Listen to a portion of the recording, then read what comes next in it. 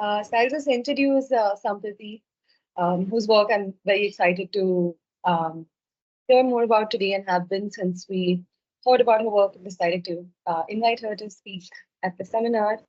So Samprati is a social anthropologist working at the intersection of urban studies, the anthropology of markets, and the philosophy of process. She's currently a postdoctoral research fellow at the Max Weber Forum for South Asian Studies in Delhi, where she's working on a project on repair and maintenance practices in urban neighborhood markets. Her larger research traces the social, material, and affective life of weekly bazaars in Delhi. Her areas of interest span marketplace socialities, shop signage and design, urban spatial formations, and walking as a research technique. She's also the editor of the blog Chirag Dilli, which explores forms of writing the city. Her writings on the blog explore everyday modes of walking street life in the ordinary city. This paper examines the negotiation of constraint and freedom in the entangled practices of bazaar karna, or provisioning, and ghoomna, which is walking in the bazaar, engaged in by women from the low-income neighborhood of Nizamuddin Basti in Delhi. The paper traces the techniques involved in these practices, in particular thrift that women deploy in provisioning for the everyday needs of their households. Based on 18 months of fieldwork conducted in the weekly bazaar, an informal street market that comes up in the neighborhood every Monday, the paper argues that shopping is not non-work or non-productive, neither is it purely leisure or voluntary. It also illustrates how provisioning is not about acquiring and using up goods, but parts and processes of procuring goods, planning for it, and making things last. Provisioning comprises activities, responsibilities, and needs that are never completed, that must be continuously performed and performed well. The family has to be fed and clothed. Children have to be supplied with stationery and toys. Gifts need to be selected for festivals and birthdays. The mixie needs to be repaired and made to last longer. The family outing with the treat of chole bhature and ice cream has to be planned. These seemingly mundane tasks involve labor and knowledge, the doing of which women continuously negotiate and hone. This doing involves both the reproduction of gendered responsibilities as well as the negotiation of freedom and assertion of selves. Moreover, it is also productive work, managing resources and running the household, creating savings and forms of self care, and transforming an ordinary bazaar into a place that the women consider as theirs, that they refer to as Hamara Bazaar. Thank you, Amala, and hello, everyone. Now that Amla has like, read out the abstract of my paper, I'm going to skip my introduction and jump right in. But I want to give a little bit of context on my larger research project. And the object of concern of my project is a particular marketplace and urban spatial form called the weekly bazaar. To tell you a little bit about these bazaars, now every neighborhood of Delhi has these makeshift bazaars which are held on a fixed day of the week for a couple of hours, and they're usually named after the day on which the specific bazaar is held. So you have Monday bazaar, Tuesday bazaar, and so on. And typically bazaar vendors set up shops in 5 different neighborhoods, and they move from one locality to another through the week. Now, these bazaars are the locus of an amazing diversity of goods and services. There is fresh produce, grains and pulses, spices, shoes, clothes, lingerie, jewelry, cosmetics, utensils, fast food. There's knife sharpening, mending of zips and bags, and repair of kitchen implements. A city space, say a footpath or the service lanes of a neighborhood, alleys, which have a more or less fixed use on other days of the week, transform into this bustling bazaar on the day of the market. My book project traces the movements of this transformation, and I examine how do practices of and relationships between different actors co-constitute the bazaar as a public place. Now, the weekly bazaar is marked by various kinds of hierarchies and inequalities, and I'm not going to go into the details of that, but I want to very quickly tell you a little bit about how the bazaar is gendered. Now, the majority of street vendors who ply in these bazaars are men. Women usually enter bazaar vending if they are the primary breadwinners of their families. Women vendors also tend to face greater harassment from state officials as well as hostility from male vendors, which act as barriers to their entry into the bazaar. Another barrier is that shops in the bazaar, and by that I mean a spot or a space in the bazaar, as also skills of the trade tend to be passed over generations in the male line. However, it's also important to note that women contribute their labor and skills to bazaar trade through the support that they provide to male vendors in the family. And this ranges from managing storage and inventory to preparing ingredients and components of street food, and even making products, for instance, garments or trinkets, which are then sold by male vendors. While weekly bazaars reflect and reproduce certain social hierarchies, these are also places where people of diverse backgrounds come together in close proximity and where some norms of social interaction are relaxed. There's this casual intimacy between customers of different socioeconomic backgrounds and vendors. And even as the composition of vendors is overwhelmingly male, weekly bazaars are especially popular among women customers who consider these bazaars as safe and as places to engage in both individualistic and social rituals of shopping, eating a snack, meeting people, or just roaming. Interestingly, weekly bazaars are often referred to as women's markets. And this is so not because they exclusively cater to women, but possibly because they're among the few places in the city where so many women visibly occupy the street, walking and engaging in diverse activities with friends and relatives, but also often unaccompanied by anyone. Now, the Monday Bazaar in Nizamuddin Basti, which is the focus of my talk today, is one of 12 bazaars across different neighborhood types that were part of my study. Nizamuddin Basti is a densely populated low-income locality, and this neighborhood has been discursively formed as a slum, an old and historically rich urban village, a heritage site, a sacred geography, and a Muslim ghetto. The neighborhood has an ambiguous legal status, with the threat of evictions and the actualization adding to the precarity of everyday life of its residents. Most of the residents of the Basti work in the informal economy in low-paying jobs as daily wagers, as domestic helps, kabadi sellers, rag pickers, petty shopkeepers, street vendors, and auto rickshaw and cab drivers. Now, with this context, I'm going to share a small ethnographic vignette as an entry point into the topic of my talk today, which is the practice of provisioning.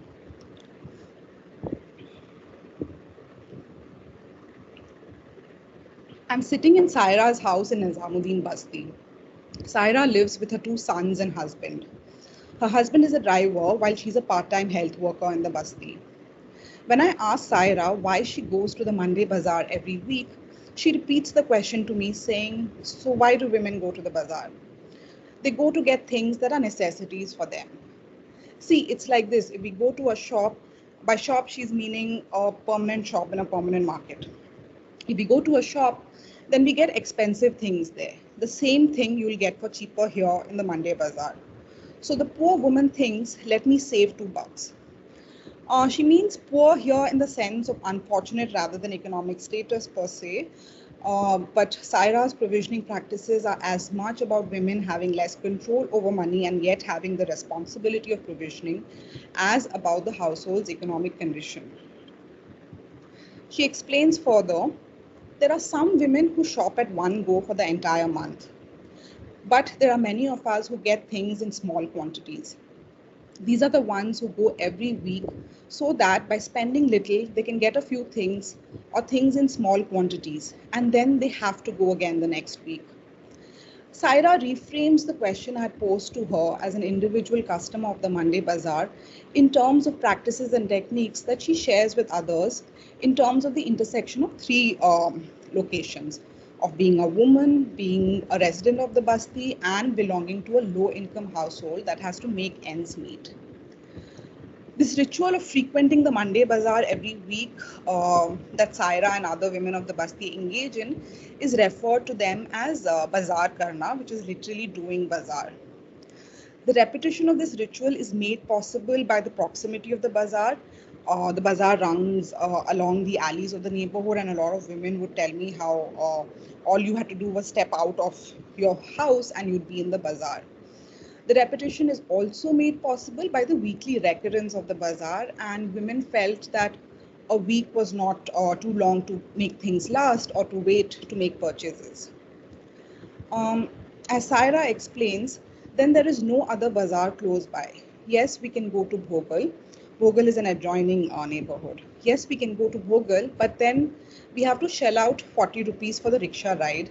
Then what's the point? So instead of going there, we wait for the bazaar to come here. Now, here it's important to note that for Delhi's low income residents, hopping onto an auto or using other forms of paid public transport is not something that they can take for granted. It involves planning and calculation and is indulged in with great care. And it is often walking that makes their mobility possible, often being central to how they practice their everyday routines. The bazaar being here and not elsewhere also makes it among the few places where women can walk unaccompanied, where they can exercise some autonomy over the time spent and what they do in that time. Now, routine or ordinary consumption, which is really the focus of my talk today, those items and practices which are neither highly visible nor in any way special, but are an intrinsic part of carrying on everyday life, might appear as dull and dreary, an act that is simply repetitive and practical. I argue that even as bazaar is habitual and is repetitive, it is neither mindless nor mechanical. It involves labor, knowledge, and skills.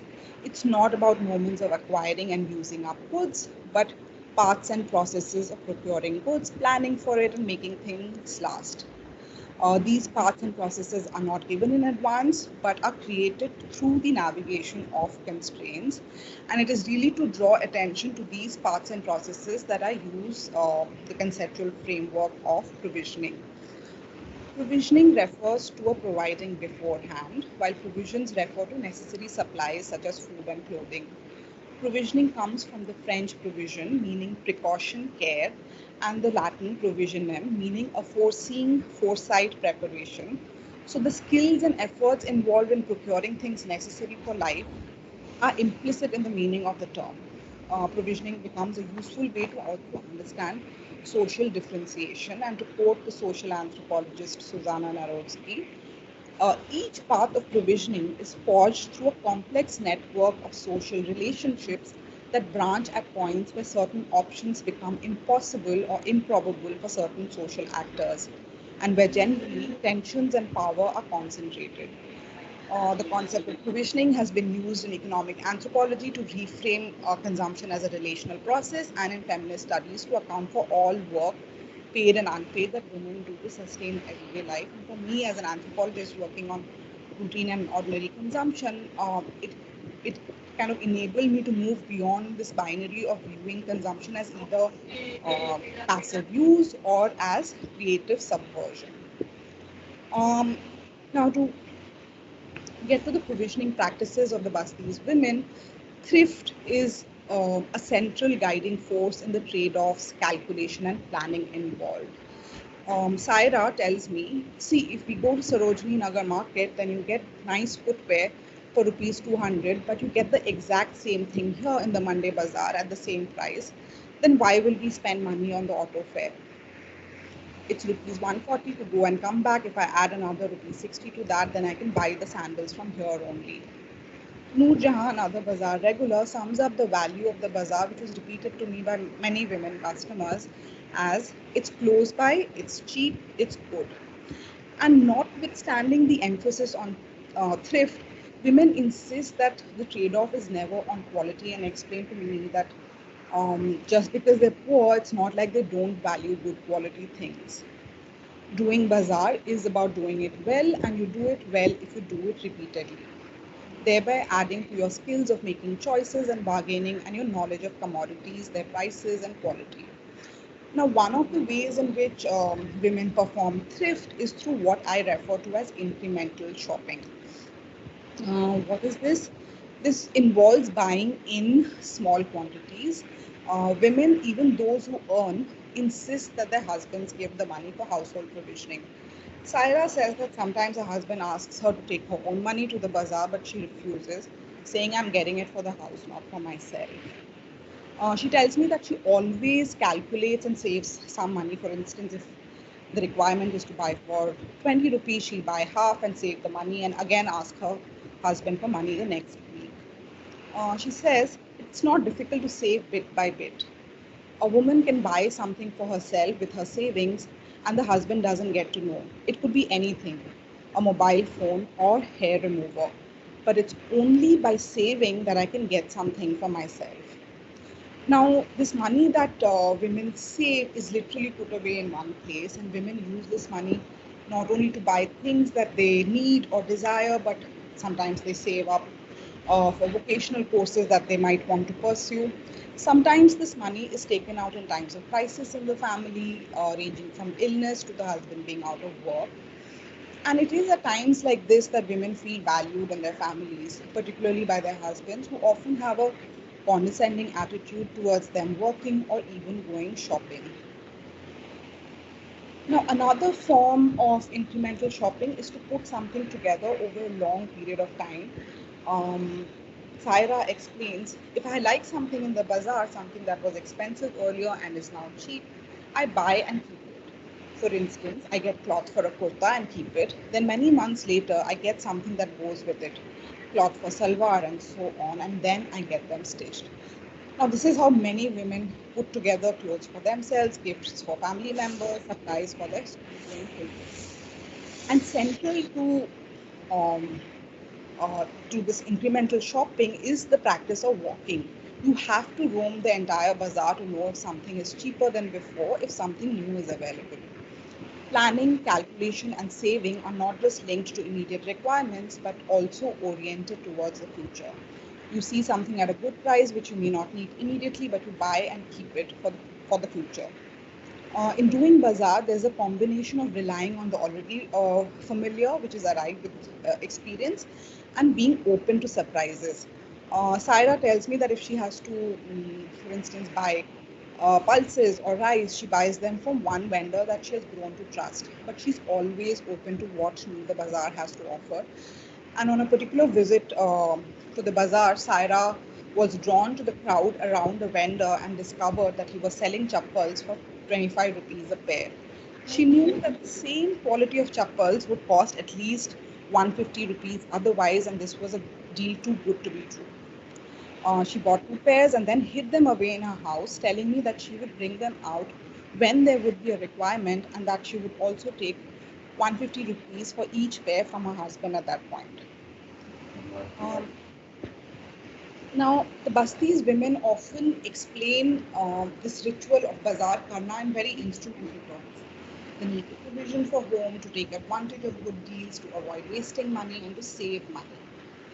Zarurat and ghar ke liye, necessity, and the responsibility towards the family would often come up in women's explanation of the routine of frequenting the bazaar every week. And they would downplay aspects of ghoomna, that is roaming or wandering, and leisure in their provisioning practices. Yet, there would be these contradictions in their narratives which reveal the significance of ghoomna. For instance, on one hand, Rani, a bazaar regular, tells me, I don't need to roam around much. I know which shops to go, which vendors will give me a good rate. On the other hand, she also tells me that she checks out all the shops every week just in case there's something nice that day.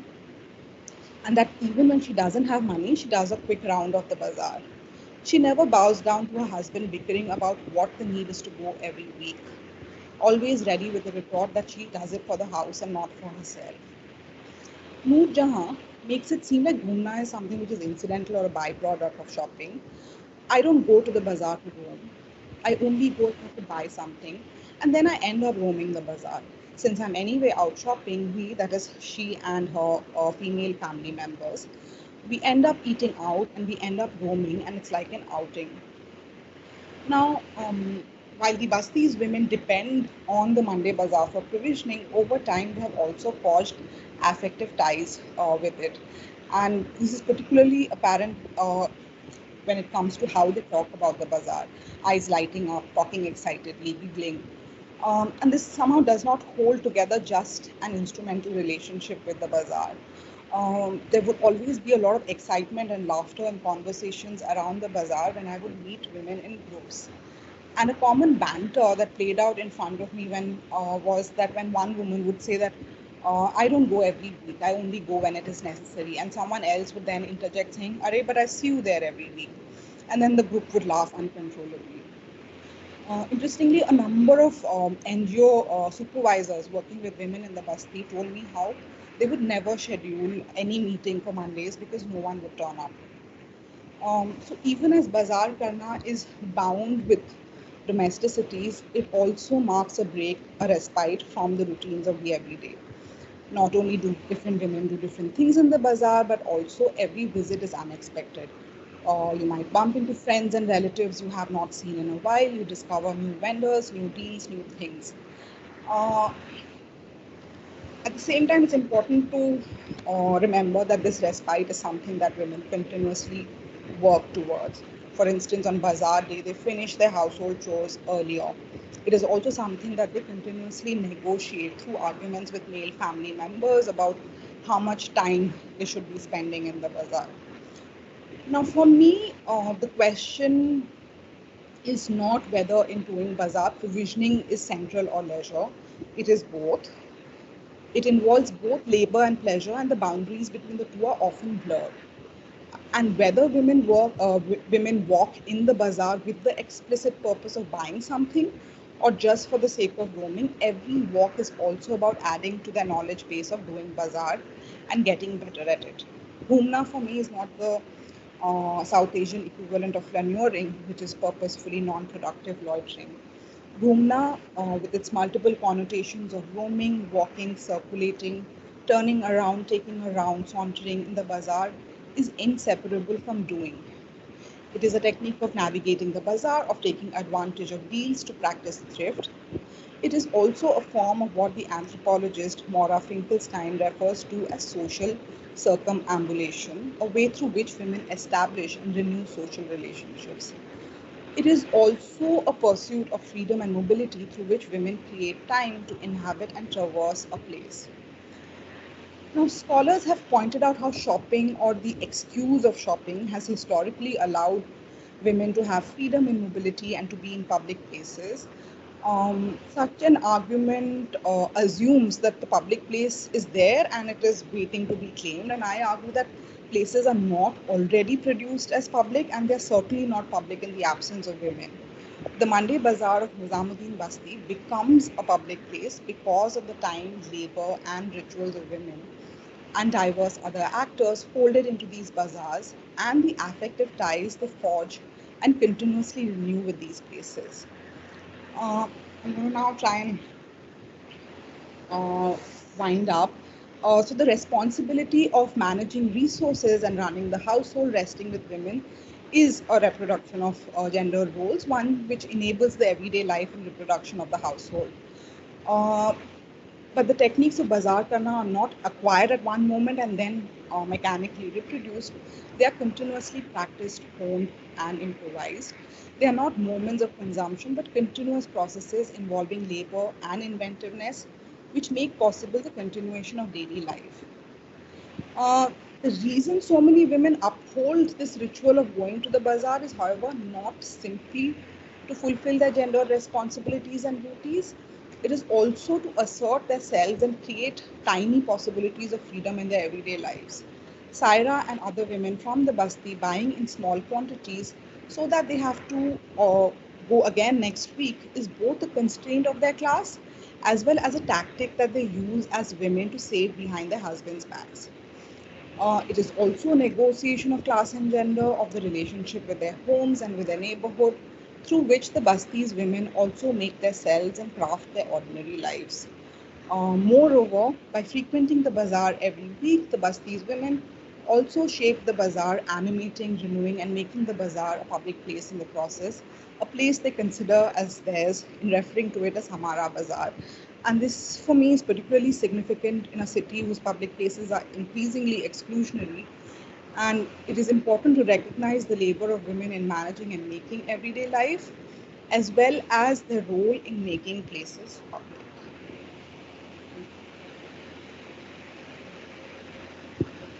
Thanks so much, Samprati. That was really, really interesting. And just, yeah, very fascinating to listen to the women's experiences, how they navigate the space, their view of the space, and yeah, the way that marketing is also a form of reproductive labor, which I think, yeah, is not spoken about enough. So, yeah, we can open up for questions. If anyone, yeah, you can feel free to like unmute and ask a question.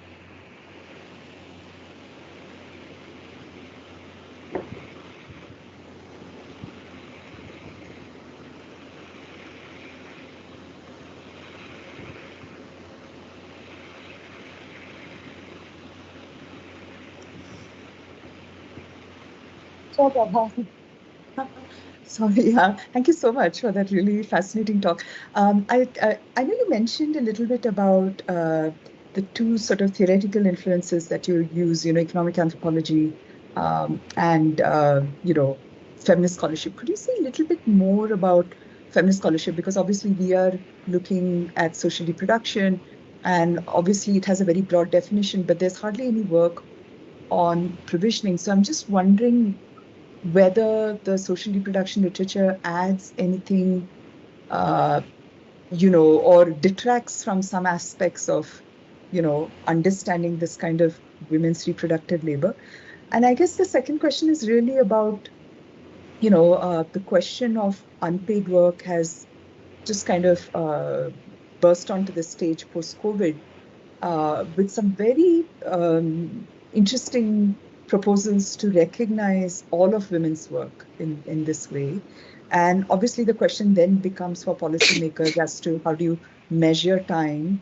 And like with time use service, obviously, if you're doing two things simultaneously, it's not sophisticated enough even to capture that. So the question is, first of all, do you think it should be recognized, and how, if so, how, because it seems like the difficulties of it might somehow take us back to having to rework the idea of social reproduction or reproductive labor. So I'd be very curious what you think. Thanks. About your first thing, I drifted towards this feminist literature on provisioning from a discomfort with the literature on consumption studies, particularly in anthropology. And I think this concern with ordinary consumption is a more recent one, but typically anthropology has looked at spectacular forms of consumption or symbolic forms of consumption, and the ordinary has kind of, and if you don't look at the ordinary, you will also not look at women's labor, I feel. But on the other hand, the provisioning literature, I'm not sure how much of it. The bazaar is one means of provisioning for the family, and there are very many other forms. There's labor that women share with each other. Or if somebody is going out to work, they leave their children with a neighbor or with family members. There's also sharing of certain resources. But somehow I feel market forms of provisioning have probably not been really given, and I'm really trying to get these two very different sorts of literature to speak to each other, and it is challenging. Somewhere I'm trying to challenge this whole idea of shopping being pure leisure, and just the intricacy of everything that women are continuous. It's not just what you do in the bazaar, but it's everything that you're continuously thinking of and planning. This is getting over. The kids need this. This month, the kids are starting a new term in school, so specific things have to be bought, and so certain things have to be let go of. So all that, the intricacies of which also then, which is tied to your second question, that how does one measure it, and I don't have an answer, but I think one way to do it is to actually map everything that women do, even if they're doing it simultaneously. And I'm really wondering whether whether any form of pure leisure is at all possible for women. Uh, and how much work also goes into creating that leisure, and how does one how important is leisure a necessity, and then how does one really measure that the work that women put into creating that tiny respite. Yeah. I'm not sure if I've answered your questions, but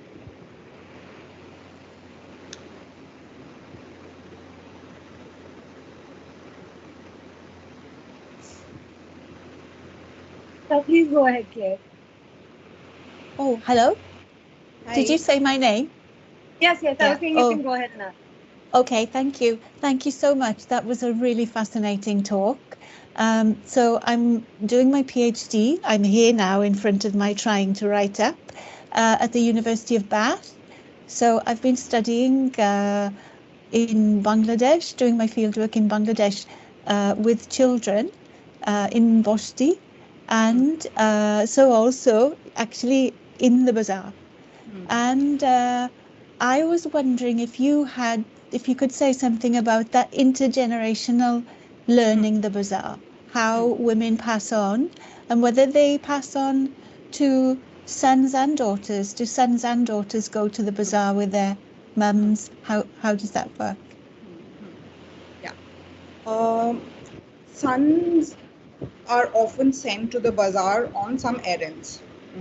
Like you don't have time to pick up something. Often things are also exchanged in the bazaar. There is a lot of because customers of the bazaar have long-standing ties with vendors. Vendors often give them stuff on credit. So sons, and to some extent daughters, though daughters tend to be accompanied by mothers. Sons can still go by themselves. There's no, I mean, I did a little bit of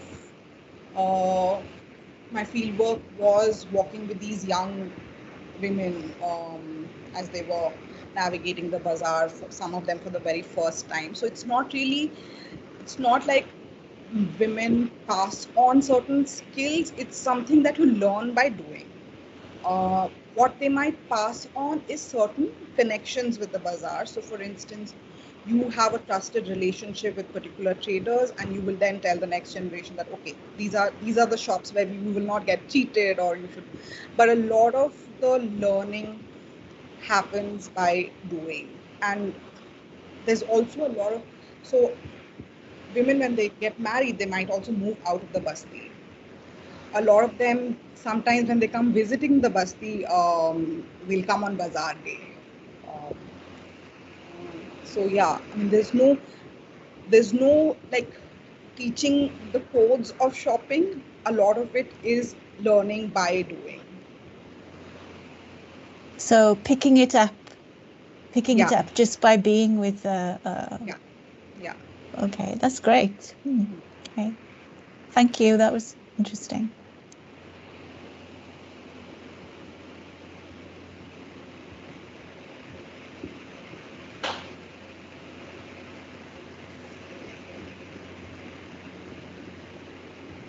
While we wait for more questions, I'll go ahead and ask mine.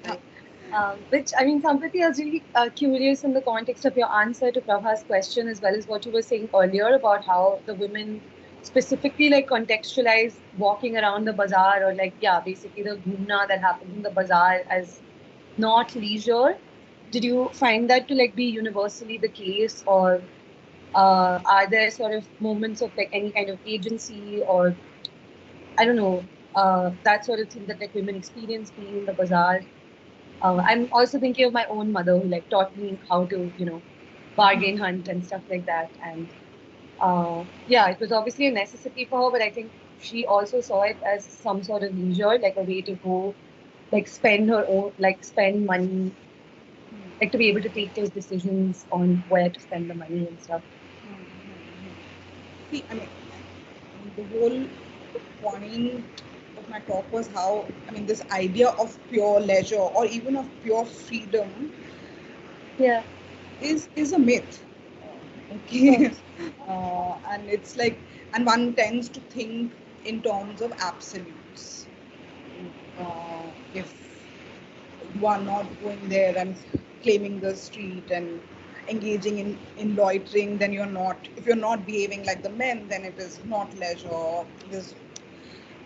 So it is leisure, and of course there's agency because you are negotiating to step out of the house to begin with. And I mean, what I was saying about how much like the way women talk about the bazaar, and that's something that you also see in the bazaar. There is a lot of um, there's a lot of laughter. There's a lot of jokes. There's what I was saying. There's a relaxation of social norms when it comes to male vendors and women customers interacting. There's a lot of it is flirtatious, and um, so it is a form of leisure. I mean, of course, you're also shopping. You're also uh, everything that you're seeing. It's like, okay, do I need this? Do I need that? I need to be back home at a certain point of time. Can I stretch my time? Or it's both. You are.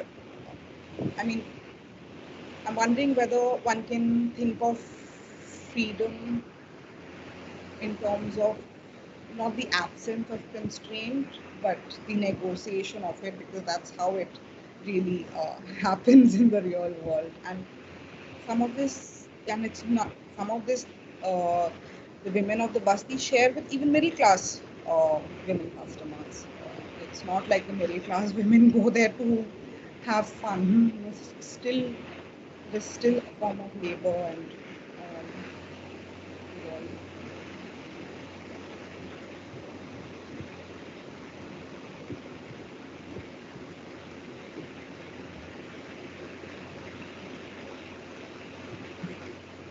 Sorry, so I think just because you said that Nizamuddin was one of your sites, so I'm very curious, and you also just mentioned middle class women. So obviously, all women do this to some extent, right?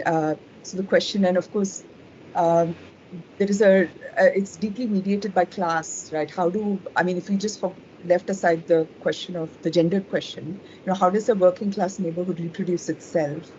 Vis-a-vis, say middle class or an upper class or an elite kind of thing. And so is there some sense in the literature around how, the spaces where women also engage in this kind of provisioning, vary quite dramatically. So I'm just curious about, in comparison to the other sites that you worked in, I don't know if they also included higher class settings, how... Elite doesn't go to these bazaars, but the middle class, yes.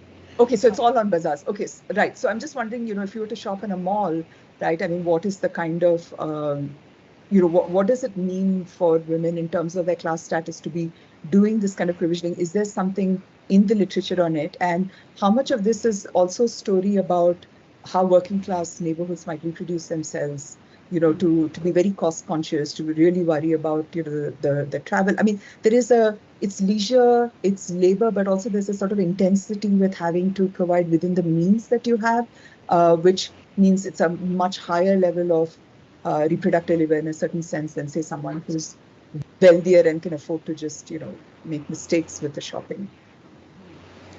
So, see, the literature on middle class consumption tends to focus on what is known as new spaces of consumption. So there's some interesting studies on malls and which don't really use the framework of provisioning, because you're looking at aspirations, you're looking at some forms of hedonistic consumption, which also makes me uncomfortable. Um, So let me tell you a little bit about what are the similarities in my own study, like what are the similarities even among middle, and so the middle class is extremely heterogeneous.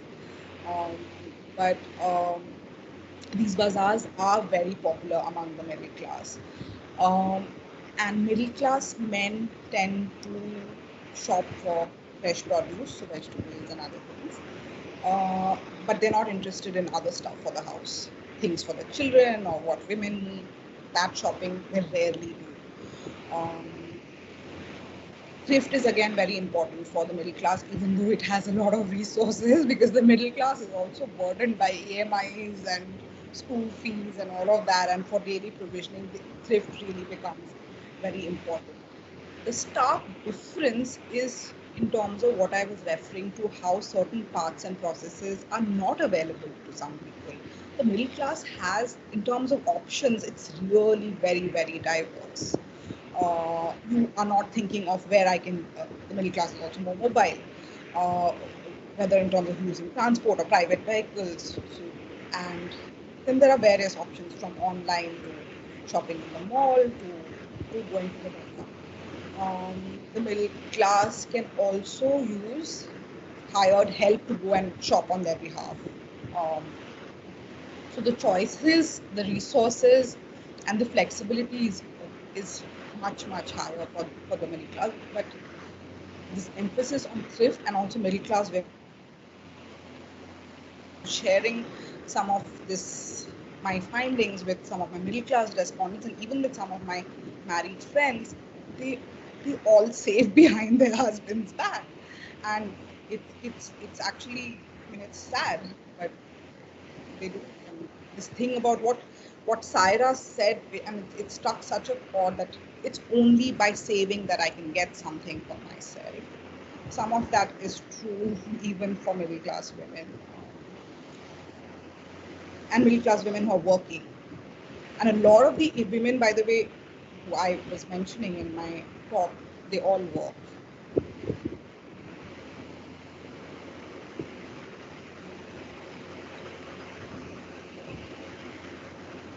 Yeah, thank you. That's absolutely fascinating to actually hear, because I think it goes to the question of what is marriage, and what is it a contract for, really? If even working women have to save in order to meet their own needs. Right? So I think that's really fascinating. Yeah, thanks a lot. Thanks for that. I mean, also we've tried to look at the legal status of some of these things, because what are the kinds of negotiations within marriage? So some of, and Amla can speak more about this, about, how is women's unpaid work recognized by courts in the context of family law?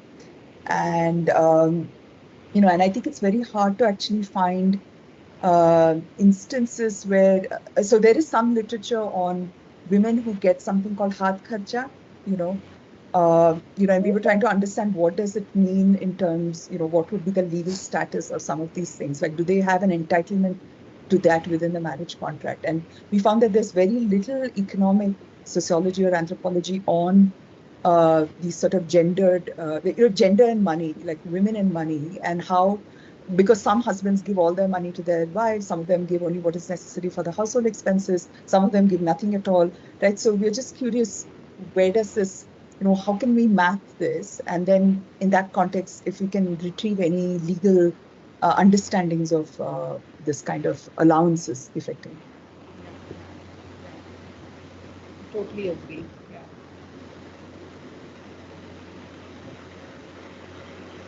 Some of these, so for instance, someone like Saira, I spoke specifically about what they do in the bazaar, but a lot of them have very interesting biographies of how they even came to work, and some of it is related to this whole idea of haath kharcha, because it was never enough to get things that it was very difficult for women to get across to male members that this might be a necessity for me.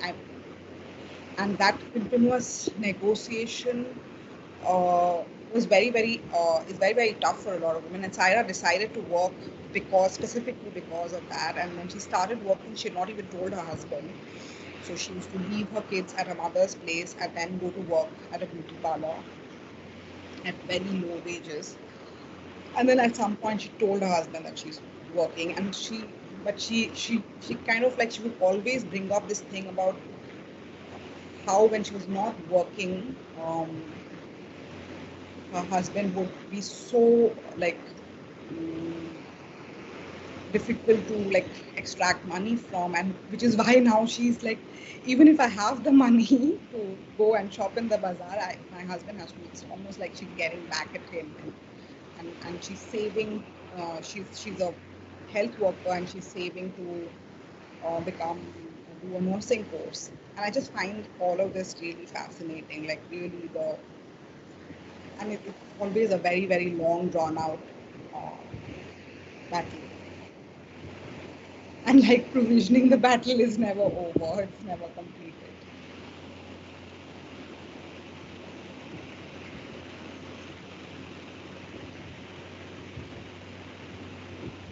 And it's also like, I'm thinking in terms of practicalities, it's also very tough to get people to share how much money are you earn, your husband earns, how much do you get, this whole haath kharcha thing, and that's tough to map, but I don't think it's impossible.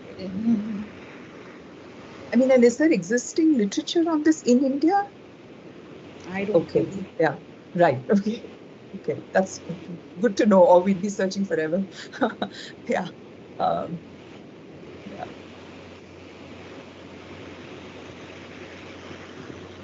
Do we have any other questions? Like thoughts, comments?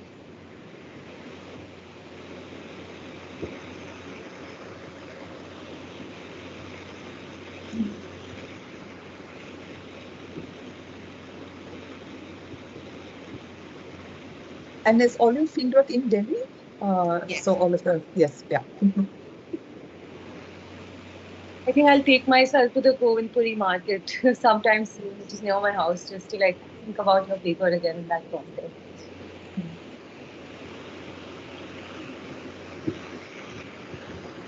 So I think, if no one else has any questions, Samprati, do you have any sort of concluding thoughts or Pani, go ahead. Pani has a question. Yeah, go ahead. I'm so sorry. It was the last minute thing. So I was just wondering, the study you mentioned about Nizamuddin Basti and also the other bazaars. So I was just wondering if the role, the kind of the manner in which you had explained leisure, in like, for example, in a Nizamuddin bazaar, does it have any difference in like in the other bazaars? Because I'm assuming religion is going to be a very important factor in something like a Nizamuddin Basti bazaar. So were the things different in other bazaars? Like, was there a difference in how, like for example, in Govindpuri, the women kind of understand leisure, or like bazaar ghoomna? I'm not sure what you mean by religion being more important in the Nizamuddin Basti bazaar. And I mean, I was not like, there are actually, I mean, a lot of the practices that I discussed about Nizamuddin Basti, it's something that women share in other low-income neighborhoods as well. And what I was saying earlier, even middle-class women share. So there is no pure leisure for women anywhere, whether it's in Nizamuddin Basti and I don't think being Muslim has anything, and I specifically didn't want to do this whole number of Muslim women doing Muslim things. And it's important to, and somewhere my work, at least on Nizamuddin Basti, kind of tries to bust this stereotype of Muslim women being bound in their houses, which is not what my experience Understand. is. Whether it is in terms of how they negotiate to work, step out of the house, or in terms of how they try to negotiate some leisure time for themselves. The specificities are different, and they're not related to the bazaar. They're in terms of the precariousness of the neighborhood itself, and the continuous drives for eviction. But that's a complete, that would be a completely different discussion. But I guess the question of, I mean, and obviously we haven't worked in the metros, but in other places, often you do find that the question of Muslim women's access to work they would often prefer to do home-based work that pays rather than work outside. So I guess, but you didn't find that in the city, you didn't find this. Work, but it's very it's very difficult to measure those things in an ethnographic study. But a lot of women do also work from home. A lot of them sew for a living. But then, if you go to any low-income neighborhood, some of the lowest paying and home-based work is done by women. So whether the prevalence is more or less, I'm not sure. That requires a different method of study. Thank you so much, Samprati. This was really great. Really, really interesting. And yeah, that's a food for thought for us as well, considering we also work in such similar areas. And yeah, conversations around provisioning, I think, don't come up. That sort of labor also is spoken about, but perhaps not enough in literature and in the Indian context. Doesn't seem to be explored in the law, at least for so. Thank Yeah, you. it's really nice having you here, and we look forward to the book. And yeah. Yeah. Okay. Thank you so much. Bye bye. Thank you.